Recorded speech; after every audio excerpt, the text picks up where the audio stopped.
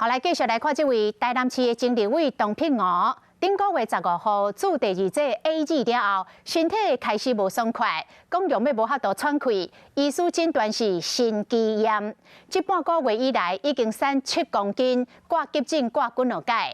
董品娥伫面册抛出着伊吊大重的人消散的画面，伊来写讲坐嘛坐袂调，要挺落去原来是真艰苦，后袂少支持者是真担心。卫生局已经把伊的状况通报为疫苗不良的事件，来做后续的追踪。以用伫技术厅发现真强势前立委董品娥最近伫面册有抛出一张瘦7公斤的相片。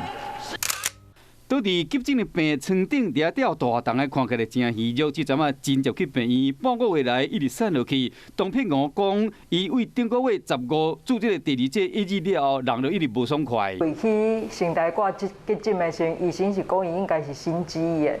迄个时候嘛有做治疗。人要你休养无出面，董品娥请因查某孙仔出来讲，这2-3礼拜以来，有好医生看过嘛有食药啊，不过规身躯拢无力，嘛无啥物胃口。可能嘛是有当时会袂爽快，嘛是会喘袂过气，然后就较无胃口，像我要买物件互伊食，伊就